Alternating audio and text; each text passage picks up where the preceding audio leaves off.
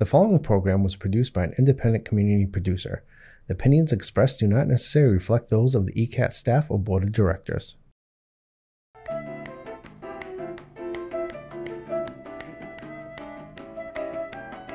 Good afternoon, everyone, and welcome to Topic Time with Harrison Young.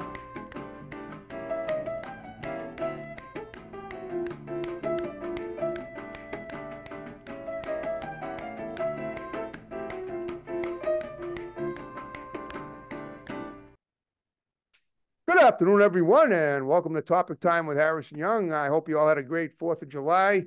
So we are going back to the state of Ohio. We're going back to Youngstown, Ohio tonight.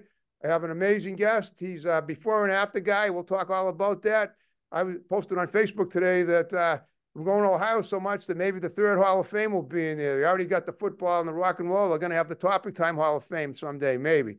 Yeah, that's okay. That'll be of my choosing, and it's a long way off, but we're making it work, getting it further and further toward that end every day. But of course, before we get to him, I'm going to read these amazing underwriters. So we have a few. We have Santoro's Pizza in East Wareham. We have Dave's Automotive, good old Dave's Automotive in Hanson on Route 58. We have Madigan Land Surveying in Middleborough.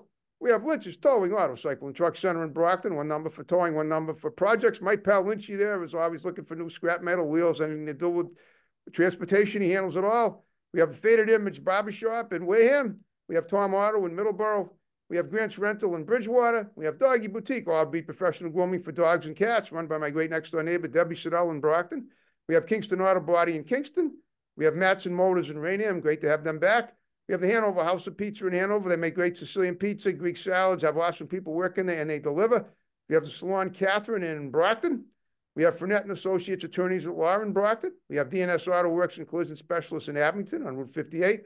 We have RW Carpet and Flooring in Norton, covering floors for 50 years. We have the Gun Runner LLC, the Second Amendment Freedom Store in Middleborough, specializing in customer service, pricing, and selection.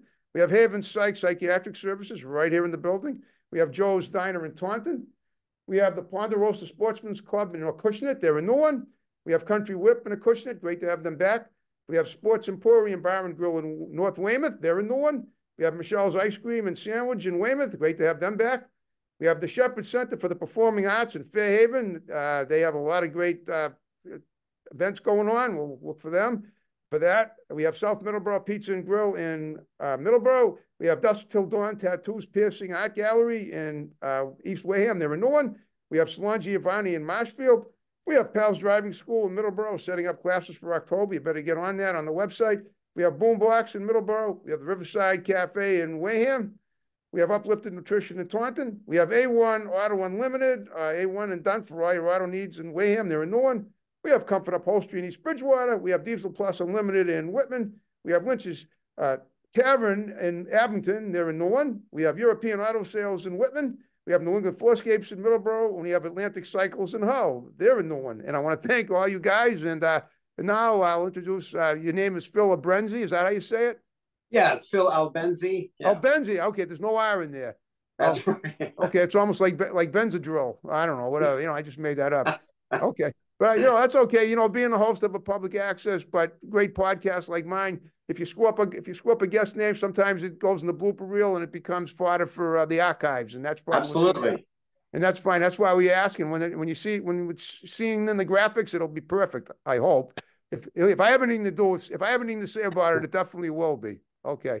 So you are somebody that's been you were an addict. You were an overweight person who had felt that was down and out, and you almost passed away. And you've done a total 180 since then, and we're going to talk about that. And they're now doing a film about you, and we're going to watch a little clip of that about halfway through the show. So tell me about yourself. Tell me what you were like as a kid. What got you into that negative aspect of life, and how did you come out of it? Let's take it little by little, and I'll ask. Sure. Well, it's crazy because I get that question a lot, and people say, when you talk about how bad or how negative your life turns out, it always goes back to childhood. They'll say, wow, did you have a bad upbringing? And it couldn't be further from the truth. I actually had an unbelievable upbringing. I had the best parents, had great siblings. Okay. It was like it was a fantasy. Yeah. I went into the military. I was skinny. I was skinny in high school. I was skinny in the military. Okay. Um, Well, hold up a second. When you say skinny, you mean you were in shape? You weren't gaunt. I wasn't in shape, so to speak. I Oh, was you just weren't. thin. You were No, gaunt. I was thin. Yeah. So you know what I mean by gaunt? I mean you were I under. do. Yeah. Okay. I was very self-conscious about how thin I looked. Oh, that's different because usually You're people. right. And then after the military, you take away that activity, and I learned how to eat a lot of food in the military. Was it the Navy by any from, chance? Because I know they have the best chefs. we did have really good chefs. I know. McCollum. Were you in the Navy? I was the Army, Army. Okay. military police. Okay. But I started gaining weight actually a little bit in the military. Okay. Once basic training was over and the fitness kind of slowed down, I noticed my PT drills were getting a little harder. My tests were getting harder to complete. After a couple of years in the military, I started to put weight on. With my military police background, I took a lot of security jobs. Okay. And in those security jobs, there's a lot of sitting and doing a whole lot of nothing. Okay. But eat, and I started gaining weight. Wow. I also started drinking. Yeah. And Okay. The drinking and the alcohol, I went from 168 pounds to about 315, 320 Wow. in just a matter of 4 or 5 years. So I really kind of ballooned up. Okay. And with that, alcoholism came all sorts of other types of drug addiction. I lived a very sedentary life. I got married, and I married a person who was, had very like-minded interests, not active, not fit, eating, drinking.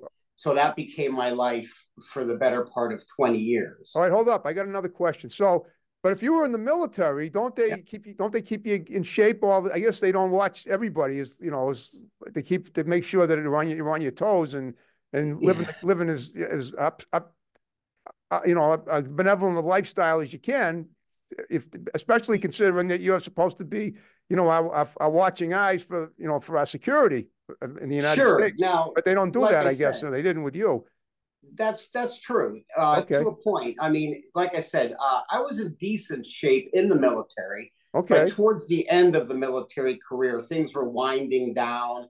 Okay. And it wasn't as stringent as you would think. Okay. And the physical part of it really wasn't much of a deal at that point. Basic training and AIT, those were challenging. And you're right, they kept you in really good shape. But after that, it was very lackadaisical. Interesting. Okay, I never knew that. I was never in the military. My father was, and he was not in the best of shape either. But he's, considering he's 89 now, he's doing pretty good. So, all right. So you did that, and then was your wife in the military too? Was that where you met her? No, my wife was not in the military. I actually went to school with her when I was we were boyfriend and girlfriend when I was in high school. Oh, okay. And then we split apart after the military, and we rekindled after the military. But that is amazing, because usually something like that would be a wonderful turnabout, wonderful epic journey for you. But evidently it didn't turn out that way for you. It did not. It was really, really the worst 20 years. We were married for 12, and that was when my self-destructive behavior now had a partner in crime, so to speak, because we were really, really into drinking and partying. And like I said, it turned into a whirlwind. But in that process, in every bad thing, something good comes. And I had a son through that first marriage. Okay. And my son and I were very, very close, even at my absolute darkest and worst. Okay. Until I started having, for obvious reasons, major health issues. Right. How major? I mean, from the video I saw, and I watched it when you sent it to me yesterday. I mean, you did look heavy. You looked like you were sagging over, like you were about to keel over. And did you have to be hospitalized, or were you told by doctors that you need to change your lifestyle pronto or else and stuff like that, or what? How'd that go? How it happened, I had to have a surgery. Okay. And I went in to have a physical. They wanted a blood panel. They wanted a full physical. I had all of that done, and then I had my son with me when I went to get my results. Okay. The doctor comes in the room, and he said, "Look, You're 39 years old, almost 40. You are massively obese. You are points away from type 2 diabetes. You have fatty liver disease on your way to cirrhosis. You have high blood pressure, high cholesterol. You are a ticking time bomb. And if you don't change your ways, most likely you're going to die. Now, Okay. my son was little and he heard this. Wow. So we get to the car and I'm still kind of in my ego, in my selfish phase at that moment. I'm thinking, I'm really upset with the doctor for saying that. But I look over at my son and he's sobbing. Right, yeah. And I go, what's wrong? He said, are you going to die? Yeah, yeah, wow. And that shook him up so bad. I felt that fire. I really felt that So light. that was the transition phase. That was what I call a moment of revelation. Yes, okay. I took the car. I actually steered and went right to a gym. I didn't even go home. All right. I went to a gym and I hired a trainer and I said, for the first time in my life, I need help. Okay. Wow. Okay. Now are you married again, or is that now? I am. I met my wife, my current wife now. I am married again, and it was the best decision I could ever make. She's been my rock. She has been my support. We do everything together. We've been married a couple of years, but today I've known her for 11 years. Okay. Night and day difference. Yeah, yeah. She's obviously not the opposite lifestyle of the other one. Correct. Right. Okay. All right. How old is your son now? He's an adult, maybe, is he? Possibly? Yeah, he's 23 years old. Oh, wow. Now. Okay. Yeah. Yeah. All right. Because I'm thinking you're probably younger than me. I mean, right now you only look in your 40s, but you're probably older because what you told me. I'm 55. I just turned 55. Congratulations. Okay. But I am in the best shape. I just retired from bodybuilding a year or so ago. Okay. And now I'm an amateur masters boxer. Okay, well, all right. Now, why did you retire from bodybuilding? Because you don't have time while you're a boxer? Or? No, you know what? I did 20 shows. Okay. And you're talking about where you compete, right? That is correct. I will only do natural bodybuilding because I never wanted to do any of the unnatural enhancements or steroids or anything. With my addictive personality, I knew if I started taking anabolic steroids, that would probably kill me as fast as the drugs and alcohol did. Oh, so no question. I definitely went into the naturals where you're drug tested, you're polygraphed. They make sure that you are clean 100% and you compete on a very level playing field with other natural athletes. Okay. But it's, like, the whole posing and the whole bit. I absolutely loved it. I won 4 titles. I competed in the Masters division. What they're making a movie about is this transformation going from fat to fit to, I was shot. I was almost killed. But going into the naturals and completely changing my life. Okay, is this film a documentary? I mean, you're actually the star of the film yourself, or is there someone that plays you in the film? It's going to be not a documentary. It's a feature film about this story with actors that will be portraying my role. Wow. Okay, that's great. I mean, you're still playing now, but now you're 55, and are you a pro boxer at 55? I am an amateur boxer where we only do 3 rounds, and you only fight guys within your age bracket, give or take 8 to 10 years. You fight guys, in your age bracket. In my third fight, my third ever amateur fight, I actually won the heavyweight masters champion belt of Youngstown. Sweet. So I brought Youngstown's known for its fighters, and I wanted to bring that pride and keep that pride there. So people would look at masters boxing, when you're older and stuff, it's kind of a joke. And I wanted to bring some seriousness, a little respect, to that title. So I trained very, very hard, and I was a huge underdog for that, and I actually won. Congratulations! So, thank you. Well, guess what? We're halfway through the show. We're gonna watch Phil's video, and we'll come right back and discuss it. So stay tuned. We'll be right back. When I was at my absolute worst, I hit a staggering 305 pounds. I suffered from drug and alcohol abuse, points away from type 2 diabetes. I had fatty liver disease, high blood pressure, high cholesterol. I had trouble breathing. I had been shot. I had been in jail, in trouble with the law. And I came to realize that all the decisions that I was making in my life were literally killing me. As my health was fading, and for my young son, And by the grace of God, I made the best decision I could ever make. I hired a personal trainer. In my first year, I lost nearly 150 pounds. And I learned in that year that I was stronger than I thought, both physically and mentally. I was able to kick all those bad habits and lifestyles and replace them with good ones. When I was at my worst, I would sit on my couch, drunk, fat, lost, surrounded by toxic people with really no motivation or inspiration in my life. But I would find motivation and inspiration in films. The one film in particular was Rocky. I would sit and watch this man, this underdog, achieve things against all odds, rise above and become a champion. And I would sit there and think, do I have that in me? Could I have that drive and determination? Through learning personal training and learning that I was stronger than I thought, losing the weight, kicking the bad habits, everything changed. And in those moments, people witnessed this. They would come up to me and say, can you help me do what you did? I became a personal trainer and started helping other people by sharing my story of what I had to battle, what I had to overcome. And I would see it in them, that same feeling that I had watching Rocky, that hope, that determination. I was bringing that to them. They would achieve their goals. They would get very excited. They would tell others. I became a natural bodybuilder, and through that process, I won championships. I would be able to share that story with more people.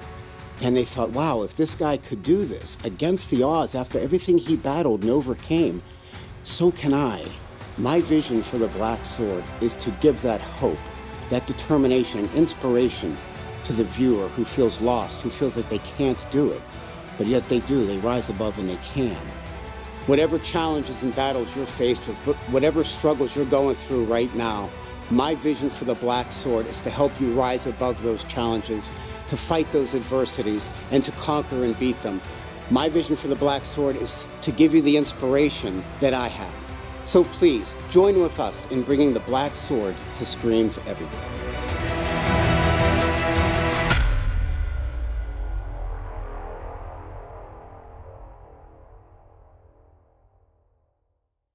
Oh, Phil, that was very hot, gripping. So you tell me about what we just watched. Yeah, so that's kind of like the promo of what our movie's going to entail. You know, in 3 minutes, they call it like an elevator pitch. It shows you what we talked about with, you know, my before and after, what motivated me and inspired me to change. And the reason behind my my want for this film is because, like the clip showed, I was always very inspired by films. You know, I would be laying on my couch. I was very overweight and fat and lost and depressed. But I would find inspiration in movies, and I would think, you know, I wish I had that in me. Yeah, if somebody you're a could big watch Rocky fan. That's right. Okay. Absolutely. So, you know, if somebody watches my film and they're feeling those things that I felt, like, you know, I'm a loser, I can't do this, I'm too far gone, I'm too old to start now. I was 49 years old before I started 39 years old before I started even lifting a weight. You know, I was in my mid 40s before I even won my first bodybuilding championship. You know, so it's never too late to start over and to do something good for yourself. Did you ever meet Sly? Did you ever meet him? I never met Sly. I've always wanted to. I'm a huge fan of Sylvester Stallone. I love his movies, his inspiration. They're timeless. I mean, I watch these movies every week. Well, I'm sure you do. What I'm getting at is, at some point, if once that feature film about you was out, you know, he might contact you and maybe want to hook up. That would be incredible. Yeah, it wouldn't surprise me. I mean, let's face it, we're all, you know, I'm an underdog too, doing what I do. I used to be a heavy kid, and I was a drug addict too. I stopped smoking weed, you know, after 5 years as a teenager because I have asthma, and my doctor said, if you don't stop by the time you're 30, you'll have emphysema. I don't even want to know what 40, I don't even want to imagine what 40 would have looked like. Now I'm rolling into 65 and I've never felt better. So, but I gave it up because I was able to stop by stopping by just one day, because I realized that if you have any vice like that, you do something bad every day that you shouldn't do, if you can stop it for one day, you can stop it for the rest of your life. So I stopped it on Labor Day, 1979, and I went one day without it, and I never smoked weed again. Or did anything else. So, but this is your story, not mine. But I figured. No, that's. See, I love hearing stuff like that. Yeah, I figured you did. That's why I brought it up. As a trainer, you know, and this is what makes my wife Kim so special too. Is when I met her, she was a client. Okay. You know, I met her to come in, and people only saw me when I became a trainer, a personal trainer, as a fit, athletic guy. Nobody knew my backstory because I never said anything. I was very embarrassed and ashamed of that. Well, okay. And I remember one time she said something like, "You just don't understand how hard this is." And I said, "You know, actually I do." And when I explained what she goes, "Oh man, you got to tell people this because people won't believe that." And I showed her a before picture and she didn't believe it was me. Wow. So when I thought about it, I thought, okay, listen, if that can make me more relatable and a better effective trainer, so people say, all right, this guy does understand these challenges and perils that I'm going through. He does get me. Then that's gonna make a huge difference in how they react to my training for them. Okay. And it did. It absolutely snowballed. I started with one client, and I'm booked for a year out. Don't even have an opening. Okay, so but right now you're basically just doing personal training, and you're still boxing, right? I am still boxing. I have a fight coming up at the end of summer in August, and okay. But I train every day. I start at 4:30 in the morning, and I train people to about 3 o'clock in the afternoon, one right after the other. Wow. I do okay. Cardio classes. I do boxing classes, personal one-on-one training, small group training, and you know what? I instill the same principles that were taught to me about finding that inner fighter that you have inside.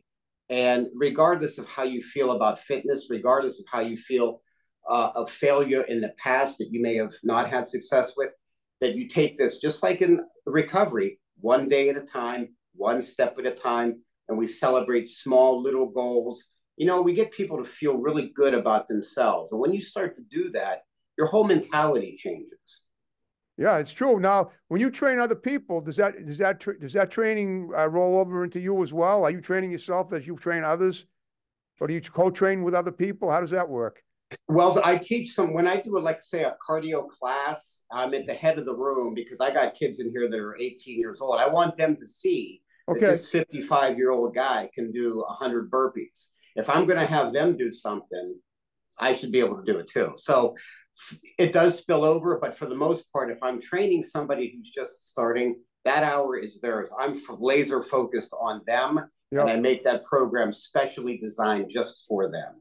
Okay, now how young are your trainees? Just 18? Is that the lowest? No, I mean honestly, my average is between 45 and 80. Oh wow, okay. So, yeah, they're in that bracket. But there's no limit. You can go as high as low as you. Anyone that can walk can be in your training program, right?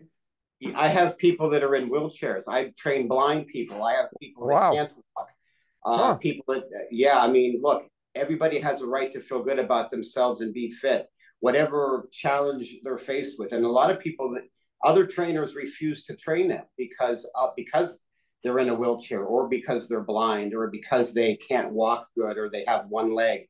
Wow. I take anybody who wants to change. Well, you're a noble guy, because it's not easy when you have to, when you're dealing with that. Okay. So you grew up in Ohio, right? You grew up in Youngstown, or where did you spend your childhood while this was going on? I did. I grew up in a little town called North Jackson. It's just outside of Youngstown. It was a little farming community. Right. I loved it because we had like 68 people in our graduating class, and everybody was just from kindergarten to high school. Very tight, very, very tight community. I really enjoyed my childhood. Okay. Have you ever done anything like in entertainment? Now, in addition of have you done acting? Have you done modeling? Have you play music at all? I mean, I want to make sure we cover everything.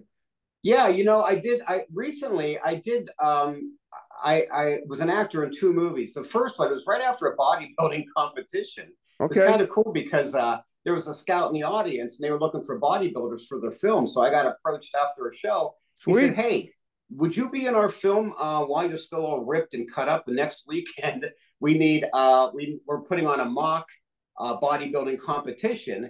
and we have a bunch of actors playing, but we don't have any real bodybuilders, so we don't even know how to pose or anything. Would you help us out? I said, Wow. absolutely. So I was a non-speaking part, but I got to go to this. It was called Workout Partners. I think it's still on Tubi.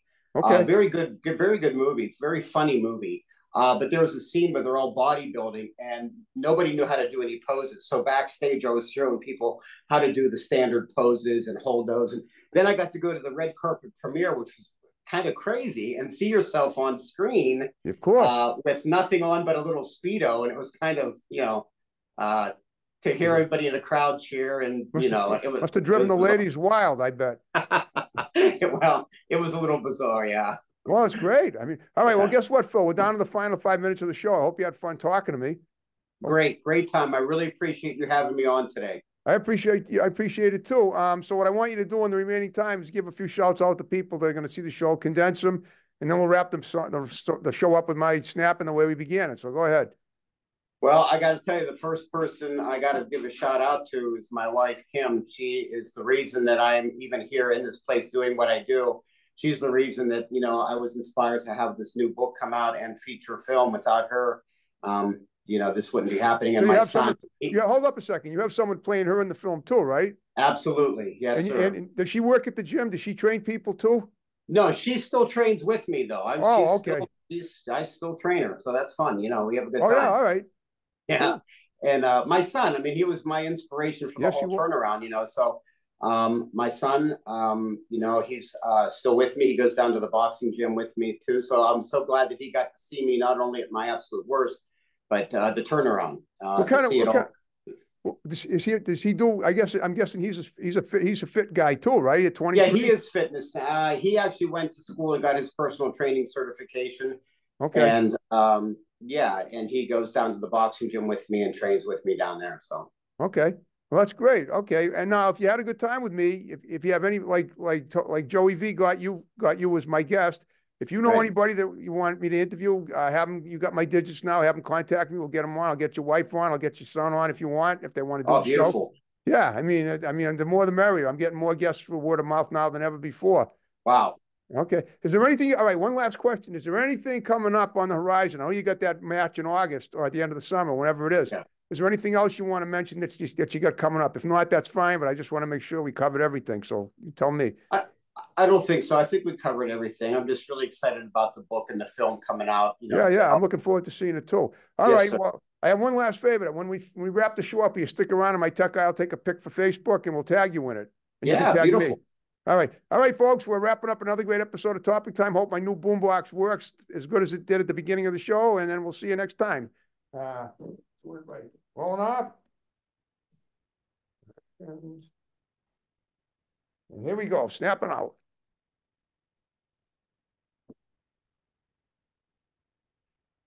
There we go.